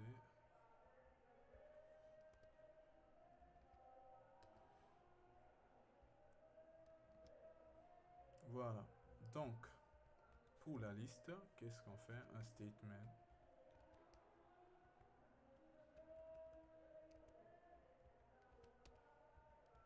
est égal connexion.create statement et un résulte set est égal statement.execute query select étoile from utilisateur. Voilà. Et ici, on va faire juste un while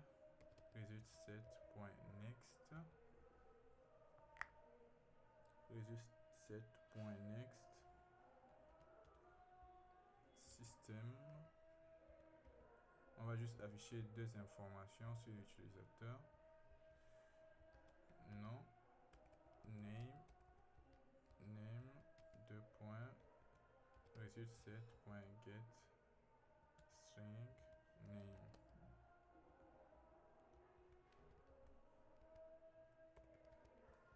User name, deux points, plus result set.get string username. Voilà, on se limite là pour l'affichage de l'utilisateur. Maintenant, comme on veut un système de menu, ce qu'on va faire, c'est quoi? On va venir ici au niveau de main, créer un petit système de menu. Et si on veut créer ce système de menu, alors juste en haut, attention, juste en haut, comme on n'a pas encore créé des contrôleurs, on va mettre ici un int menu, menu principal. Voilà. Et qu'est-ce qu'on fait? Int choix.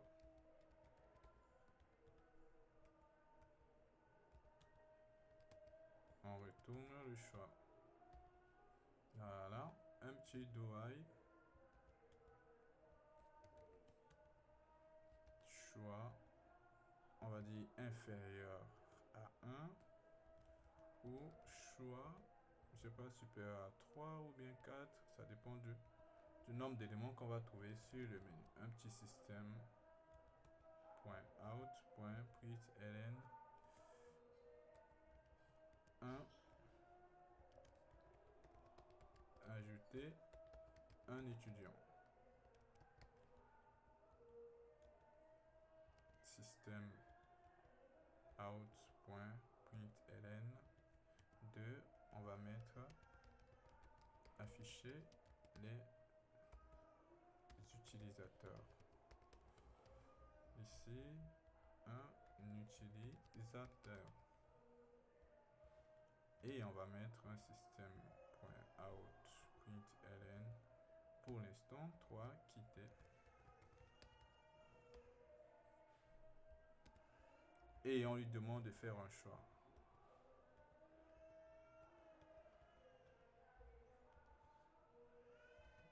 Votre choix.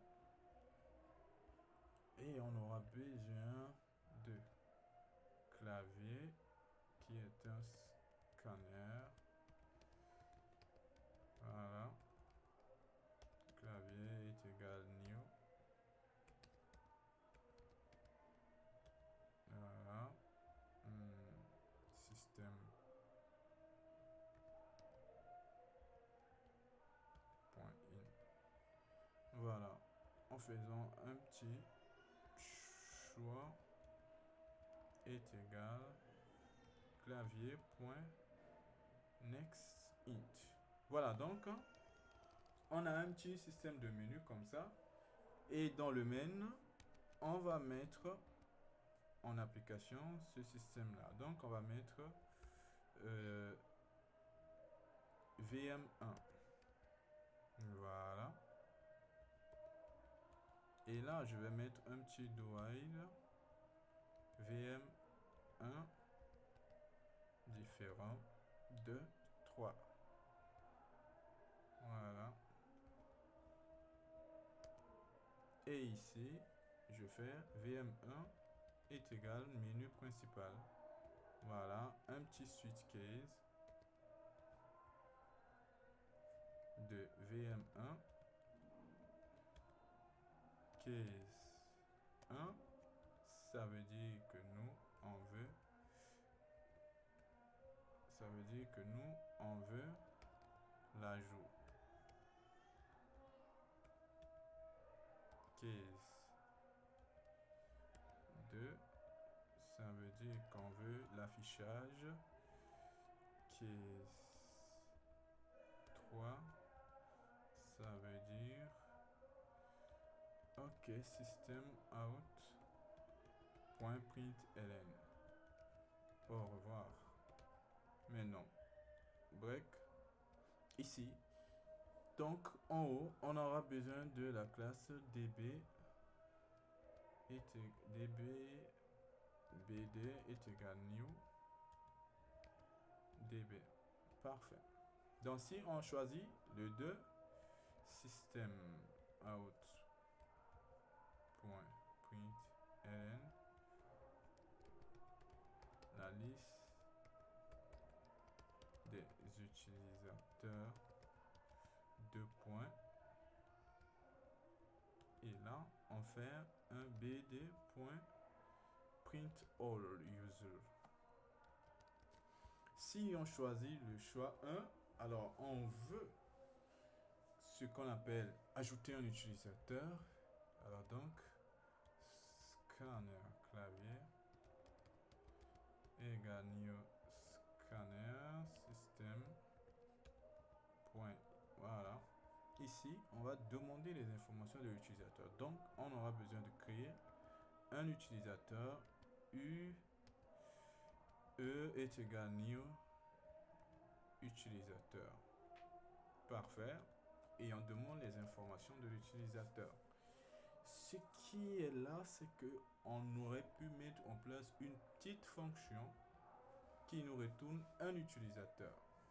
Alors, donc, si on met ça ici, ouais, c'est vrai que c'est pas intéressant, mais plus tard, si on met des contrôleurs, ça devient beaucoup plus simple. Donc, on va mettre ici scan utilisateur. Bon, on va pas se compliquer la vie. On demande juste de saisir les informations. Donc, système out.println le nom de l'utilisateur.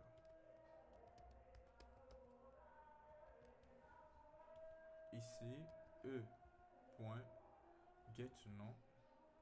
ou bien on fait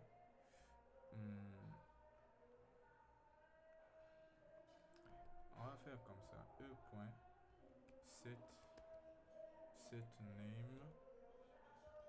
clavier point next clavier point next line. Voilà. On demande de saisir le nom.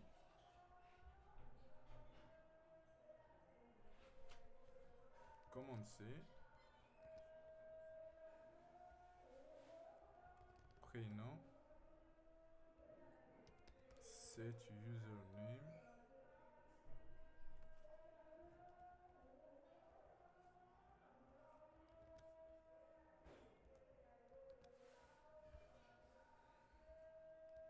email, set email, le rôle, set rôle,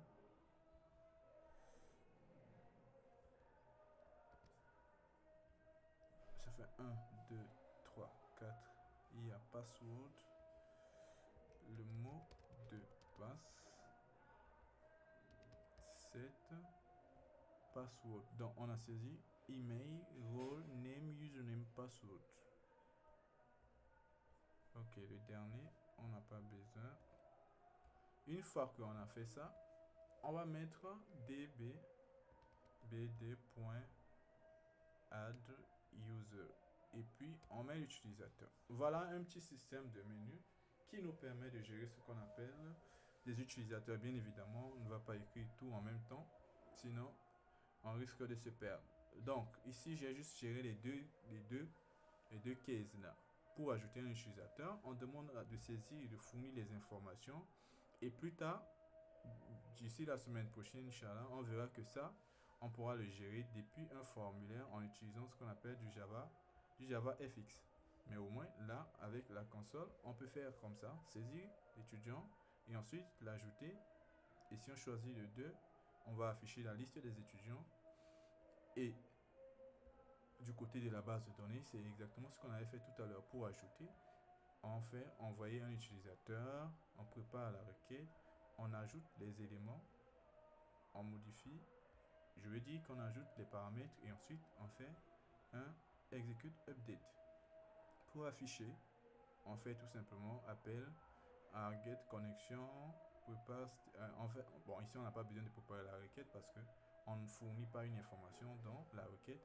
Donc on peut utiliser statement et ensuite result set pour récupérer la liste des éléments. Et enfin, on fait une boucle qui permet de parcourir l'ensemble des éléments. Sauf que jusque-là, on n'a pas encore cette table. Donc, ce qui se passe, on va venir là, créer new base. On aura besoin de créer dans cette base-là une table utilisateur. Je vais prendre exactement le nom que j'ai mis ici.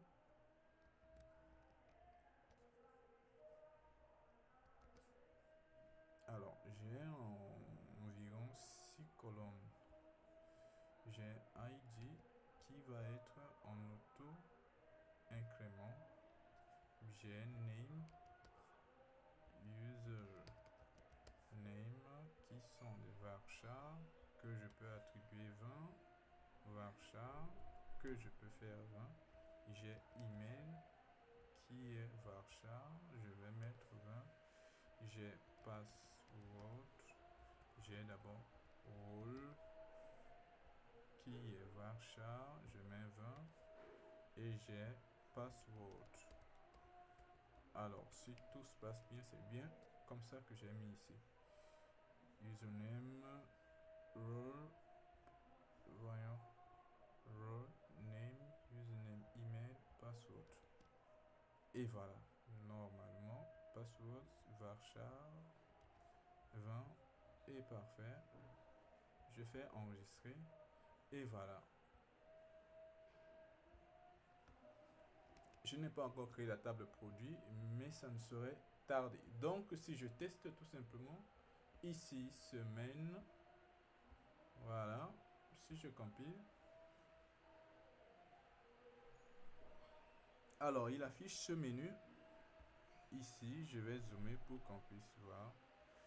Il affiche ce menu. Ajouter un utilisateur, je fais le nom, Diop, le prénom, Moussa, l'email,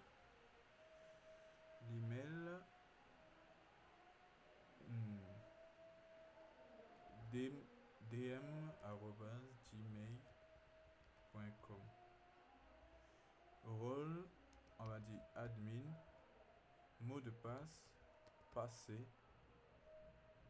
Alors, access denied for root localhost using password. Alors, voyons c'est quoi l'erreur. Donc ici, JDBC MySQL localhost 99. Ok. C'est root, hein? Ok. Le mot de passe, je l'avais mal écrit. Attention, je n'ai pas arrêté la vidéo comme voilà.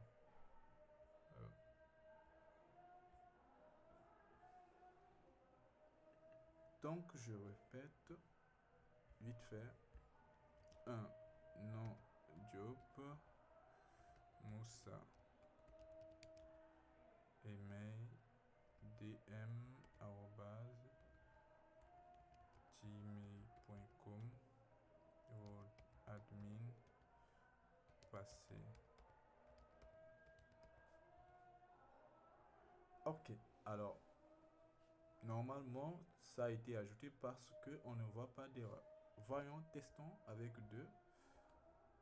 On voit bien que l'utilisateur qui a été ajouté a été affiché. Donc on peut faire un petit système de menu comme ça avec accès à la base de données, etc. et tester toutes les options qu'il faut. Et bon, si ça marche, normalement, tous les autres vont marcher. Le plus important, c'est que on sache comment vraiment on peut accéder à la base de données. Maintenant, toutes les autres opérations, ça serait que des détails.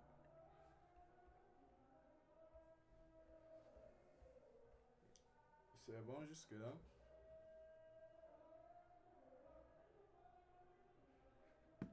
Bon, c'est vrai que ici, je ne vois pas. C'est bon jusque-là.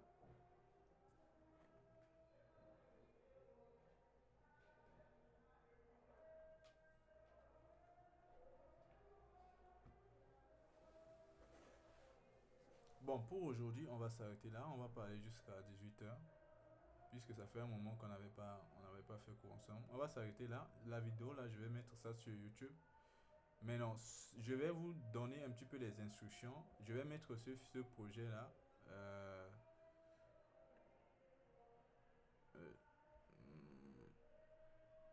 Voilà, je vais mettre ce projet. Je vais mettre ce projet sur ce qu'on appelle sur GitHub. Et dans le fichier README, je vais vous donner les choses qu'il faut faire. C'est-à-dire que ce projet-là, vous devez le continuer et le terminer. avant la prochaine séance. Avant la prochaine séance qu'on va se voir ensemble, vous allez terminer ce projet-là. Je vais donner les instructions dans ce qu'on appelle le fichier README. Et vous allez essayer de faire ça en utilisant le produit et puis les utilisateurs. Et également, la prochaine fois, si tout le monde comprend ça, on peut entamer directement le JavaFX pour voir directement du côté, voilà quoi, avec les interfaces graphiques beaucoup plus simples. Est-ce qu'il y a des questions?